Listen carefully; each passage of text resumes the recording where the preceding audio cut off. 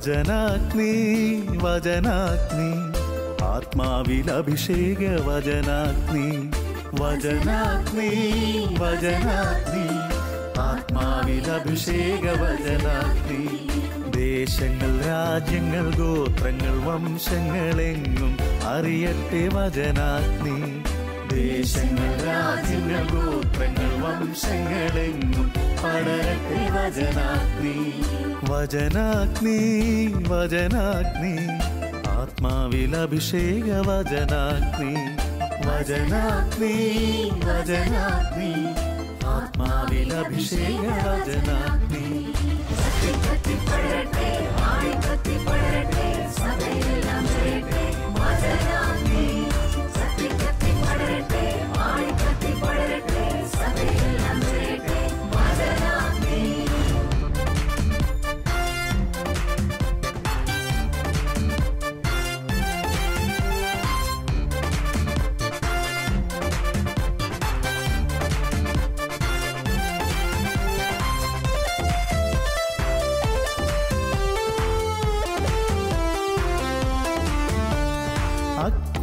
അയക്കുന്ന തിരുവചനം അത്ഭുതങ്ങൾ ഉളവാക്കും വചനം അയക്കുന്ന തിരുവചനം അത്ഭുതങ്ങൾ ഉളവാക്കും വചനം വിശ്വാസമേകുന്ന തിരുവചനം മാംസമായി തീർന്നൊരു ദൈവവചനം വിശ്വാസമേകുന്ന തിരുവചനം മാംസമായി തീർന്നൊരു ദൈവവചനം വചനാഗ്നി വചനാഗ്നി ആത്മാവിൽ അഭിഷേക വചനാഗ്നി വചനാഗ്നി വചനാഗ്നി ആത്മാവിൽ അഭിഷേക വചനാഗ്നി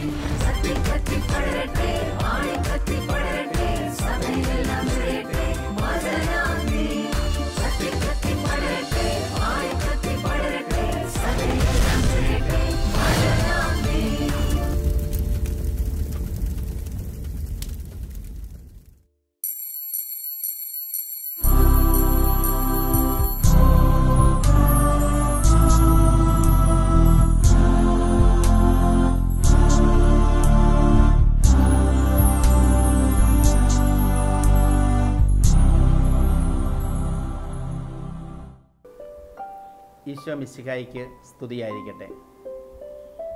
യേശുക്രിസ്തുവിൻ്റെ ജനനത്തിരുന്നാൾ ആഘോഷിക്കുന്നതിനായി ഒരുങ്ങിക്കൊണ്ടിരിക്കുന്ന പ്രിയപ്പെട്ട ശാലോം പ്രേക്ഷകരെ, നിങ്ങൾക്കെല്ലാവർക്കും സ്നേഹവും സന്തോഷവും നിറയുന്ന ക്രിസ്മസ് ദിനം ആശംസിക്കുന്നു. ആ ക്രിസ്മസ് ദിന ചൈതന്യത്തിൽ തുടർന്ന് 2018 സന്തോഷത്തോടെ ദൈവാനുഗ്രഹം പ്രാർത്ഥിച്ചുകൊണ്ട് പ്രവേശിക്കുവാൻ എല്ലാവർക്കും കഴിയട്ടെ എന്ന് ആശംസിക്കുന്നു, പ്രാർത്ഥിക്കുന്നു. ക്രിസ്മസ് സന്തോഷത്തിൻ്റെ അവസരമാണ്. സന്തോഷവും സമാധാനവും കളിയാടുന്ന ക്രിസ്മസ് വ്യക്തി, കുടുംബ, സമൂഹ ജീവിതത്തിൽ ഉണ്ടാകുവാൻ നമുക്ക് പ്രാർത്ഥിക്കാം. ഏവർക്കും ഒരിക്കൽ കൂടി ക്രിസ്മസിൻ്റെ മംഗളങ്ങൾ സ്നേഹപൂർവ്വം ആശംസിച്ചുകൊണ്ട് ഞാൻ എൻ്റെ ദൈവ നിയോഗ ദൗത്യത്തിലേക്ക് പ്രവേശിക്കട്ടെ. ക്രിസ്മസ് നൽകുന്ന സന്തോഷം, ക്രിസ്മസ് നൽകേണ്ട സന്തോഷം, ഇതാണ് ഞാൻ നിങ്ങളുമായി പങ്കുവയ്ക്കുവാൻ ആഗ്രഹിക്കുന്ന കാര്യം. ക്രിസ്മസ് നൽകുന്ന സന്തോഷവും ക്രിസ്മസ് നൽകേണ്ട സന്തോഷവും മനസ്സിലാക്കണമെങ്കിൽ ഒരുപക്ഷെ എന്നെ ശ്രവിക്കുന്ന, എന്നെ കേൾക്കുന്ന മുതിർന്നവരായിട്ടുള്ളവർ അനുസ്മരിക്കുവാൻ ആഗ്രഹിക്കുന്ന, സൂചിപ്പിക്കുമ്പോൾ അത് മനസ്സിലേക്ക് കടന്നു വരുന്ന പഴയകാല ചെറുപ്പകാല ക്രിസ്മസ് ആഘോഷം ഉണ്ടാവും. ക്രിസ്മസ് പരീക്ഷ കഴിയുന്നു, പ്രതീക്ഷയോടെ കാത്തിരിക്കുന്നു. ഈന്തൽ മരത്തിൽ നിന്ന് ഈന്തൽ വെട്ടിയെടുക്കുവാൻ അതിൻ്റെ ഓരോന്നിൻ്റെയും എണ്ണം എത്രയുണ്ടെന്ന് കണ്ടെത്തി ഈന്തലുകൾ ഇലകൾ അടുക്കി വെച്ച് പുൽക്കൂടുണ്ടാക്കി അതിൽ ഉണ്ണീശോയെയും ആട്ടിടയന്മാരെയും മാലാഖാരൂപങ്ങളും പ്രതിഷ്ഠിക്കുവാൻ മനോഹരമായൊരു നക്ഷത്രം, കമ്പി കൊണ്ടുള്ള നക്ഷത്രത്തിൻ്റെ ഫ്രെയിം വീടുകളിൽ സ്ഥിരമായി സൂക്ഷിക്കുന്നതിൽ, വർണ്ണക്കടലാസുകൾ ഒട്ടിച്ച് തയ്യാറാക്കുന്നതിൽ, ക്രിസ്മസിൻ്റെ തൊട്ടടുത്ത ദിവസങ്ങളിൽ മിഷൻ ലീഗിൻ്റെ ആകാം, യുവജന സംഘടനയാകാം, അതിൻ്റെ നേതൃത്വത്തിൽ കരോൾ ഗാനങ്ങൾ പാടി ശീലിച്ചതിന് ശേഷം ഭവനാന്തരങ്ങൾ തോറും ഈ ക്രിസ്മസ് സന്ദേശവുമായി കടന്നു ചെല്ലുന്ന കാര്യം, അതിനോടനുബന്ധിച്ച് ലഭിക്കുന്ന വലിയ ക്രിസ്മസ് അനുഭവവും അനുഭൂതിയും, അതിലൂടെ ലഭിക്കുന്ന ചെറിയ സംഭാവനകളിലൂടെ ചെയ്യുന്ന സംഘടനാപരമായ നല്ല പ്രവർത്തനങ്ങൾ, ഇതെല്ലാം മധുരിക്കുന്ന ഓർമ്മകളാണ്. തുടർന്ന് ക്രിസ്മസിൻ്റെ പാതിരാ കുർബാന, ഏറെ പ്രതീക്ഷയോടെ ദേവാലയത്തിൽ പോകുന്നു. ഉണ്ണിയേശുവിൻ്റെ ജനനം ആഘോഷപൂർവ്വം ഉത്സാഹത്തോടെ കൊണ്ടാടുന്നു. ഉണ്ണീശോയെ സന്തോഷപൂർവ്വം നമ്മൾ തീ കായ്ക്കുന്ന അല്ലെങ്കിൽ ചൂട് കായ്ക്കുന്ന ഒരു ശുശ്രൂഷയിൽ പങ്കുചേരുന്നു. എല്ലാം കഴിഞ്ഞൊരു പക്ഷേ പള്ളിയിലിരിക്കുമ്പോൾ അറിയാതെ ഉറങ്ങിപ്പോകുന്നു. ഇതെല്ലാം നമ്മുടെ മധുര സ്മരണകളാണ്. ഈ മധുര സ്മരണകളുടെ പശ്ചാത്തലത്തിൽ ഈ കാലഘട്ടത്തിലെ ക്രിസ്മസിലേക്ക് വരുമ്പോൾ എത്രയോ വ്യത്യാസമാണ്, മാറ്റങ്ങളാണ് സംഭവിച്ചിരിക്കുക. ക്രിസ്മസ് ഒരു പക്ഷേ ഒരു ഈവൻറ്റ് മാനേജ്മെൻറ്റ് സംവിധാനം പോലെ ആയിരിക്കുന്നു. ക്രിസ്മസിൻ്റെ അനുഭൂതിയും അനുഭവവും വ്യക്തി, കുടുംബ, സമൂഹ ജീവിതത്തിൽ വചനാധിഷ്ഠിതമായി എത്തുന്നതിനുള്ള ഒരുക്കങ്ങളാണോ നടക്കുന്നത് എന്ന് നമ്മൾ ചിന്തിക്കേണ്ട സമയം ആയിരിക്കുന്നു. ക്രിസ്മസ് 25 നോയമ്പ് മംഗളവാർത്ത ആരംഭിക്കുന്നതിന് മുൻപ് തന്നെ നമ്മൾ ക്രിസ്മസ് നക്ഷത്രങ്ങളാകുന്നു, അല്ലെങ്കിൽ ആഘോഷങ്ങൾ തുടങ്ങുന്നു. അങ്ങനെ ഇനി ഓരോ സ്ഥലങ്ങളിലും ആഘോഷങ്ങൾ ഈ ദിവസങ്ങളിൽ ഓടി നടന്ന് നമ്മൾ കൊണ്ടാടുകയാണ്. ഒരു സ്ഥലത്ത് നിന്ന് അടുത്ത സ്ഥലത്തേക്ക് ക്രിസ്മസ് ആഘോഷത്തിൽ എത്തിച്ചേരാൻ പറ്റാത്തത് കൊണ്ട് മനസ്സിൽ അസ്വസ്ഥതയുണ്ടായി സന്തോഷം കുറയുന്ന സാഹചര്യങ്ങൾ വരെ ഉണ്ടാകുന്നു.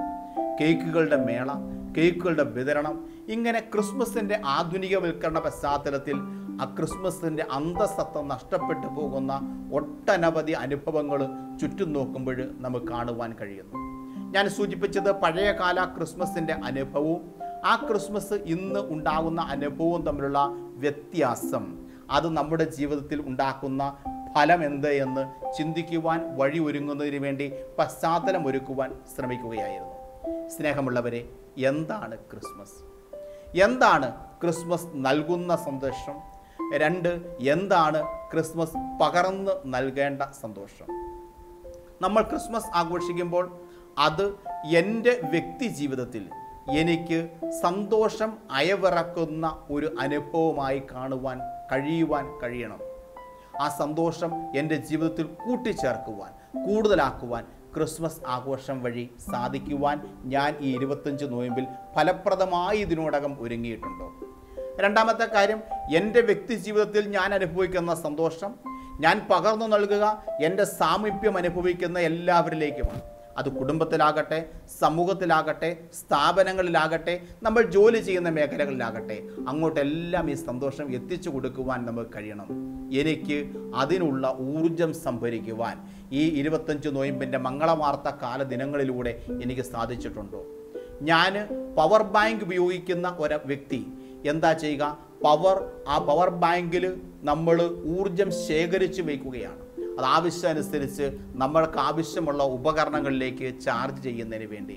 പവർ ബാങ്ക് എന്നതുപോലെ മംഗളവാർത്തക്കാലത്ത് നമ്മളെ ഒരുക്കിയെടുത്തിട്ട് 25 നോയമ്പിൻ്റെ പൂർത്തീകരണത്തിൽ ക്രിസ്മസിൻ്റെ മഹത്തായ സന്തോഷം നമ്മൾ അനുഭവിക്കുമ്പോൾ നമ്മളാകുന്ന പവർ ബാങ്കിൽ നിന്ന് ഈശോയാകുന്ന വലിയ ചൈതന്യത്തെ, ഊർജത്തെ മറ്റുള്ളവരിലേക്ക് പകർന്നു കൊടുക്കുവാൻ, അത് എനിക്ക് ഊർജം ലഭിക്കുവാൻ, എൻ്റെ കുടുംബാംഗങ്ങൾക്ക് ലഭിക്കുവാൻ, ചുറ്റുപാട് ലഭിക്കുവാൻ, ജോലിസ്ഥലത്ത് ലഭിക്കുവാൻ, എൻ്റെ ഇടവകയിൽ മാത്രമല്ല നാനാജാതി മതസ്ഥരിലേക്ക് എത്തിച്ചു കൊടുക്കുവാൻ കഴിയുമ്പോഴാണ് ക്രിസ്മസിൻ്റെ സന്തോഷത്തിൻ്റെ അർത്ഥമുണ്ടാവുക.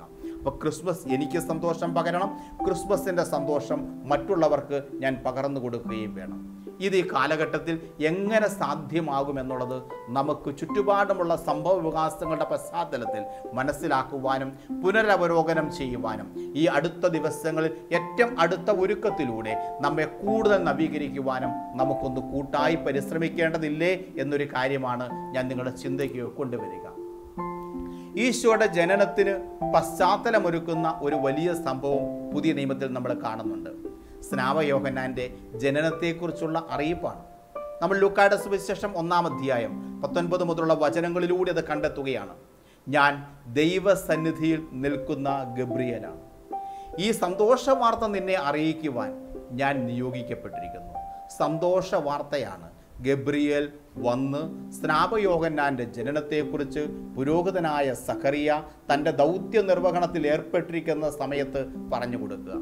അവിശ്വസനീയമായ കാര്യം, അബ്രാഹത്തിന് ലഭിച്ച വലിയ ആ അരുളപ്പാട് പോലെ അകാലത്തിൽ ഒരു പുത്രൻ ജനിക്കുമെന്നുള്ള വിശ്വസിക്കാനാവാത്ത കാര്യം വിശ്വസിക്കുവാൻ നിർബന്ധിതനായ അബ്രാഹത്തെ പോലെ തന്നെ ഇവിടെ നമ്മൾ എന്ത് കാണുന്നു? സഖറിയായും അതേ മനോഭാവത്തിൽ, അതേ മനോവിചാരത്തിൽ ആയിത്തീരുകയാണ്.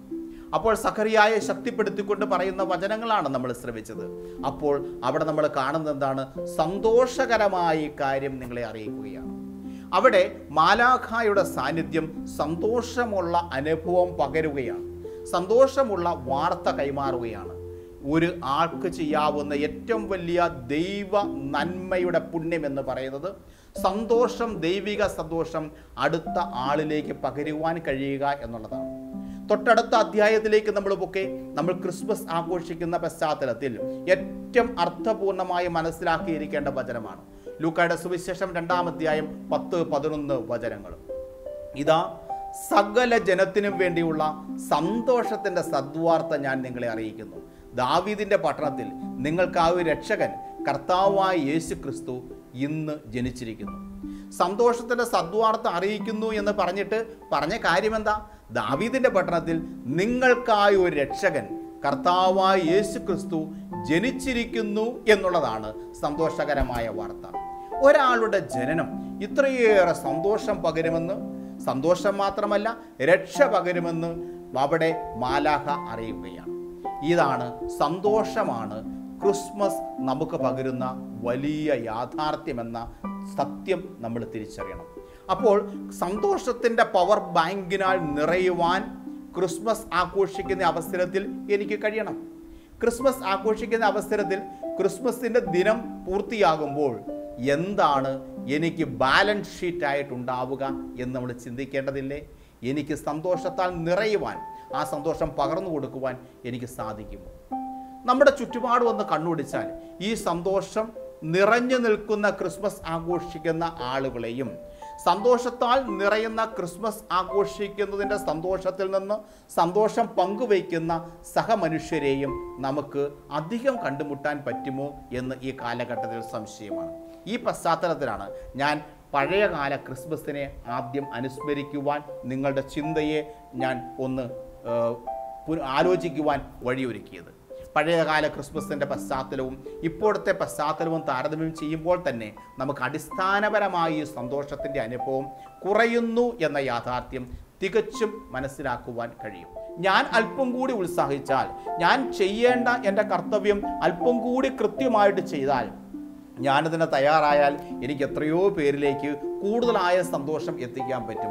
ഈ കൂടുതലായ സന്തോഷം അവർക്ക് ലഭിക്കുവാൻ വഴിയൊരുങ്ങുന്നതല്ലേ ഒരു ക്രിസ്മസ് കാർഡ് കൊടുക്കുന്നതിനേക്കാൾ, നമ്മൾ ഒരു വാട്സപ്പിലൂടെയോ അല്ലെങ്കിൽ ഒരു മെസ്സേജിലൂടെയോ ക്രിസ്മസ് ആശംസ അർപ്പിക്കുന്നതിനേക്കാൾ, അല്ലെങ്കിൽ ഒരു ഇമെയിൽ സന്ദേശം അയക്കുന്നതിനേക്കാൾ, ഒരു കേക്ക് മേടിച്ചു കൊടുക്കുന്നതിനേക്കാൾ വലിയ കാര്യം എന്നത് നമ്മൾ മറക്കാമോ? സക്കേവൂസിൻ്റെ ഭവനത്തിലെത്തിയ ഈശോ എന്താ പറഞ്ഞത്? നീ ഇന്ന് ഈ ഭവനം രക്ഷ പ്രാപിച്ചിരിക്കുന്നു. എന്ത്? എനിക്കുള്ളതെല്ലാം ഞാൻ മറ്റുള്ളവർക്ക് കൊടുക്കുകയാണ്. എന്തെങ്കിലും ഞാൻ എടുത്തിട്ടുണ്ടെങ്കിൽ 100 ഇരട്ടിയായി തിരിച്ചു കൊടുക്കുന്നു എന്നുള്ള ചിന്ത സക്കേവൂസ് പറയുകയാണ്. നമുക്കറിയാം, ധനവാന്റെയും ലാസറിൻ്റെയും ഉപമയിൽ അവിടെ സ്വർഗരാജ്യം ധനവാന് നഷ്ടപ്പെട്ടത് ഒരു കുറവും ചെയ്തതായിട്ട് പറയുന്നത് കൊണ്ടല്ല, പിന്നെയോ ഉപേക്ഷിച്ച് കളഞ്ഞ നന്മ കാരണമാണ്. ചെയ്യേണ്ട കാര്യം ചെയ്യേണ്ട സമയത്ത് ചെയ്യാതെ പോയതാണ് അവിടുത്തെ കുറവായിട്ട് പരിഗണിക്കുക. സ്നേഹമുള്ളവരെ, നമുക്ക് നമ്മുടെ അനുദിന ജീവിത പശ്ചാത്തലത്തിലേക്ക് കടന്നു വരാം. ഞാൻ ഈ ബൈബിളിലെ കാര്യവും ഈ കൊടുങ്കാറ്റിൻ്റെ പശ്ചാത്തലവും പറഞ്ഞത് ആ ഉദാഹരണം പറയുമ്പോൾ പെട്ടെന്ന് നമ്മുടെ മനസ്സിലേക്ക് ഇത് മനസ്സിലാകും എന്നുള്ളത് കൊണ്ട് മാത്രമാണ്. അതിലും വലിയ പ്രശ്നങ്ങളും വീഴ്ചകളുമല്ലേ നമ്മുടെ ചുറ്റുപാട് സംഭവിക്കുക. ഞാൻ നേതൃത്വം നൽകുന്ന ഒരു ശുശ്രൂഷാ മേഖലയിൽ എനിക്ക് തീഷ്ണതയോടുകൂടി ദൈവജനത്തിനുണ്ട് ശുശ്രൂഷ നൽകുന്നതിൽ ഞാൻ കുറവ് വരുത്തുമ്പോൾ, വീഴ്ച വരുത്തുമ്പോൾ, ചെയ്യേണ്ട കാര്യം ചെയ്യാതെ വരുമ്പോൾ, ഉപേക്ഷയാൽ മറ്റുള്ളവരുടെ സന്തോഷത്തിൽ ഞാൻ കുറവ് വരുത്തുകയല്ലേ ചെയ്യുക. ഈശോ വന്നതോ നിങ്ങൾക്ക് സന്തോഷം തരുന്നതിന് വേണ്ടിയാണ്, നമുക്ക് സന്തോഷം തരുന്നതിന് വേണ്ടിയാണ്, സകല ജനത്തിന് സന്തോഷം തരുന്നതിന് വേണ്ടിയാണ്. സകല ജനത്തിനും എനിക്ക് ഈ ക്രിസ്മസിൻ്റെ അവസരത്തിൽ എന്ത് സന്തോഷമാണ് കൊടുക്കുവാനായിട്ട് കഴിഞ്ഞത്. മംഗളവാർത്തക്കാലം എന്നാണല്ലോ ആരാധനക്രമത്തിൽ പുതിയ വത്സരത്തിലേക്ക് പ്രവേശിച്ചപ്പോൾ നമ്മൾ ശ്രമിച്ചത്.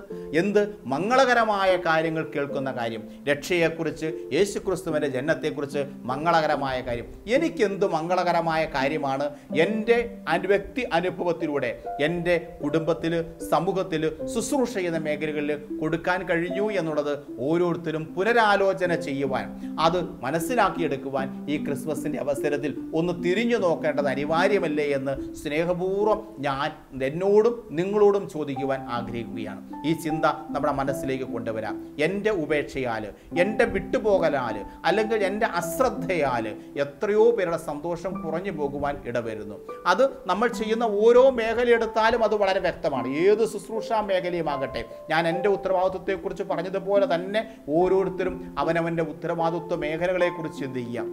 ഒരു അധ്യാപകൻ പഠിപ്പിക്കുന്ന കാര്യത്തിൽ അല്പം കൂടി കൂടുതലായിട്ട് ചെയ്താൽ എത്രയോ സന്തോഷം ആ മക്കളിലേക്കും അതുവഴി കുടുംബങ്ങളിലേക്കും അതുവഴി സമൂഹത്തിലും എത്തിക്കുവാൻ കഴിയും. ഒരു സമൂഹത്തിൽ ബിസിനസ് കാര്യങ്ങൾ ചെയ്യുന്നവൻ അത് അല്പം കൂടി വളരെ അടിസ്ഥാനപരമായ മൂല്യ അടിസ്ഥിതമായിട്ട് ചെയ്താൽ എത്രയോ പേർക്ക് സന്തോഷങ്ങൾ ചെയ്യാൻ പറ്റും.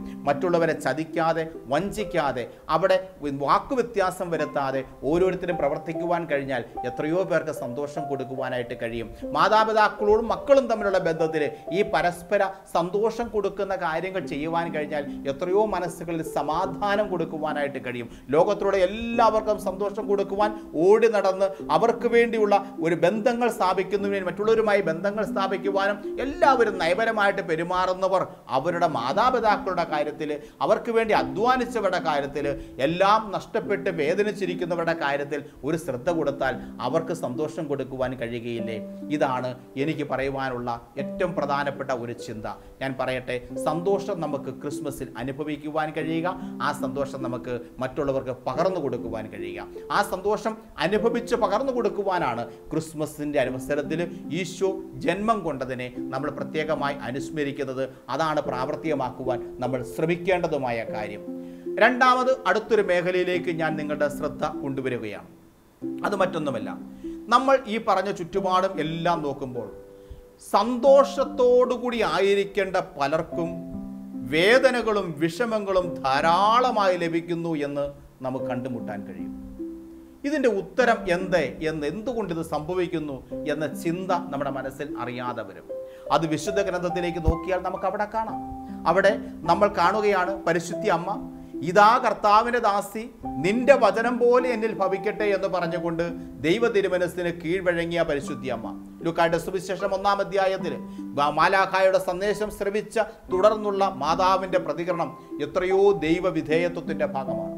അത് തുടർന്ന് യോഹന്നാന്റെ സുവിശേഷം 2-ാം അധ്യായത്തെ 5-ാം വാക്യം നമ്മൾ പറയുകയാണ്, അവിടെ കൂടിയിരുന്ന പരിചാരകരോട് പരിശുദ്ധി അമ്മ പറയുന്നു, അവൻ പറയുന്നത് നിങ്ങൾ ചെയ്യുവൻ. ഈശോ പറയുന്നത് എന്തോ അത് ചെയ്യുവാൻ, അത് പ്രാവർത്തികമാക്കുവാൻ പരിശുദ്ധി അമ്മ മറ്റുള്ളവരോട് പറയുക മാത്രമല്ല, സ്വജീവിതത്തിൽ തയ്യാറായി. അതുകൊണ്ടാണല്ലോ സ്വമകൻ 33 വയസ്സിൽ ജീവ അന്ത്യമുണ്ടാകുന്നു എന്ന സാഹചര്യം പോലെ മനസ്സിലാക്കേണ്ടി വന്നപ്പോൾ അവിടെ ആ വേദനയെ കരേറ്റുവാൻ, ഹൃദയത്തിൽ സംഭവിക്കുവാൻ, ആ വേദന നിൽക്കുമ്പോഴും കുറ്റമുള്ള മറ്റ് ശിഷ്യ സമൂഹത്തിന് ആശ്വാസം പകരുവാൻ പരിശുദ്ധി അമ്മയ്ക്ക് കഴിഞ്ഞത് അതാണ്. ഇത് വിശുദ്ധ ഗ്രന്ഥത്തിലൂടെ നമ്മൾ കടന്നു പോകുമ്പോൾ ശിഷ്യന്മാരുടെ ജീവിതത്തിൽ, സഭയിലെ നമ്മുടെ വിശുദ്ധരായിട്ടുള്ള പലരുടെയും ജീവിതത്തിൽ, ഈ സമകാലിക സമൂഹത്തിൽ പോലും മദർ തെരേസ ഉൾപ്പെടെയുള്ള, റാണി മരിയ ഉൾപ്പെടെയുള്ള പലരുടെയും സഹനങ്ങളിൽ നമുക്ക് കണ്ടെത്താൻ കഴിയും. ഉടനെ നമ്മൾ തന്നെ ചിന്തിച്ചു പോകും, എന്തുകൊണ്ടാണ് ഇവർ ഇത്രയേറെ ത്യാഗപ്രവർത്തികളും കഷ്ടപ്പാടുകളും വേദനകളും ഏറ്റുവിട്ടും ഇവരുടെ ജീവിതത്തിൽ ഈ സന്തോഷത്തിൻ്റെ കുറവ് വരുന്നതായിട്ട് നമുക്ക് തോന്നുന്നുണ്ടോ? അവർക്കൊരിക്കലും സന്തോഷത്തിൻ്റെ കുറവ് വരുന്നില്ല, പക്ഷേ നമ്മുടെ നോട്ടത്തിൽ അവരെന്തിനിങ്ങനെ സഹിക്കുന്നു എന്ന ചിന്ത നമ്മുടെ മനസ്സിൽ വരും. അതുകൊണ്ടാണ് ഞാൻ ഈ പറഞ്ഞത്. നമ്മൾ സുനാമിയുടെ കാര്യം പറഞ്ഞു. ആ പാവങ്ങൾക്ക് ഇതുപോലെ ദുരിതങ്ങൾ ഉണ്ടാകേണ്ട ആവശ്യമുണ്ടോ? മറുവശത്ത് അടുത്ത ചോദ്യം വരികയാണ്, ഇനി എന്തിനാ അത്രയും ദൂരങ്ങളിലേക്ക് പോകുന്നു? നമുക്ക് നമ്മുടെ ചുറ്റുപാടൊന്ന് കണ്ണുപിടിച്ച് വളരെ നന്നായിട്ട് ശുശ്രൂഷ ചെയ്തു പോകുന്ന പലരും വളരെ സഭാത്മകമായിട്ടും പ്രാർത്ഥനയിലും മുഴുകിക്കഴിയുന്ന പലർക്കും അവരുടെ ജീവിതത്തിൽ വലിയ ദുരന്തങ്ങളും വിഷമങ്ങളും വേദനകളും ഉണ്ടാവുകയാണ്. അടുത്ത കാലത്ത് സുവിശേഷ പ്രഘോഷകനായ ബഹുമാനപ്പെട്ട വൈദികൻ കഴിഞ്ഞ ദിവസം പങ്കുവെച്ച കാര്യം ഓർക്കുകയാണ്. ഏറെ പേർക്ക് ആശ്വാസവും സന്തോഷവും സമാധാനവും യേശുവിൻ്റെ സ്നേഹവും പകർന്നു കൊടുക്കുന്ന, അതോടൊപ്പം സൗഖ്യകര സ്പർശം കൊടുക്കുവാൻ ദൈവം വരം നൽകിയിരിക്കുന്ന ആ പുരോഹിതൻ്റെ 2 ബ്രദേഴ്സാണ് ഞാൻ ആദ്യം സൂചിപ്പിച്ചതുപോലെ കഴിഞ്ഞ ക്രിസ്മസിന് ശേഷം ഈ ക്രിസ്മസിൻ്റെ അവസരം വരുമ്പോൾ സ്വർഗീയ സമ്മാനത്തിനായി വിളിക്കപ്പെട്ട് യാത്രയായത്. അപ്പോൾ ഇത്രയേറെ ദൈവത്തോട് ചേർന്ന് നിൽക്കുന്ന വ്യക്തി ഈ സഹിക്കേണ്ടി വരുന്നതിൻ്റെ പശ്ചാത്തലം എന്ത് എന്ന് ആർക്കുത്തരം നൽകുവാൻ കഴിയും? അതിൻ്റെ ഉത്തരമാണ് യേശു ക്രിസ്തുവിൻ്റെ ജനനം. അതിൻ്റെ ഉത്തരമാണ് യേശു ക്രിസ്തുവിൻ്റെ സകല ജനത്തിനും സന്തോഷത്തിൻ്റെ സദ്വാർത്ത. ഈ ലോകത്തിലുള്ള വേദനകൾക്കും സഹനങ്ങൾക്കുമെല്ലാം മറ്റു പലരിലേക്കും സന്തോഷം പകർന്നു നൽകുന്ന വലിയ യാഥാർത്ഥ്യമുണ്ട് എന്ന് നമുക്ക് തിരിച്ചറിയുവാനായിട്ട് കഴിയണം. അതുകൊണ്ട് നമുക്കുണ്ടായിട്ടുള്ള വേദനകൾ, ഈ കഴിഞ്ഞ കാലങ്ങളിലുള്ള വേദനകളെല്ലാം ദൈവമഹത്വത്തിനു വേണ്ടിയാണെന്ന തിരിച്ചറിവോടുകൂടി സന്തോഷത്തോടുകൂടി ഏറ്റെടുക്കുവാൻ, ആ സന്തോഷത്തോട് തന്നെ നോക്കിക്കാണുവാൻ, ആ സന്തോഷം അനുഭവിച്ചു നിൽക്കുവാൻ നമുക്ക് കഴിയണം. നമ്മൾ സ്വർഗീയ സമ്മാനത്തിനുള്ള യാത്രയാണല്ലോ നമ്മുടെ ജീവിതത്തിൻ്റെ യാത്ര. ഈ യാത്രയിൽ ദൈവം തനിക്ക് പ്രിയപ്പെട്ടവർക്ക് അവർക്ക് താങ്ങുവാൻ കഴിയുന്ന സമ്മാനങ്ങൾ പല രീതിയിൽ നൽകുന്നു. ഒരു കൊച്ചു കുഞ്ഞിൻ്റെ കയ്യിൽ അവൻ്റെ അപ്പനോ അമ്മയോ അല്ലെങ്കിൽ അവനെടുക്കാൻ കഴിയുന്നേക്കാൾ ഒരു വലിയ ചുമട് അവൻ്റെ തലയിൽ വെച്ചു കൊടുക്കില്ല. അതുകൊണ്ട് തന്നെ അവന് താങ്ങാനാവുന്ന ചുമടേ കൊടുക്കുകയുള്ളൂ. ഇതുപോലെയാണ് നമ്മൾ മനസ്സിലാക്കേണ്ടത്.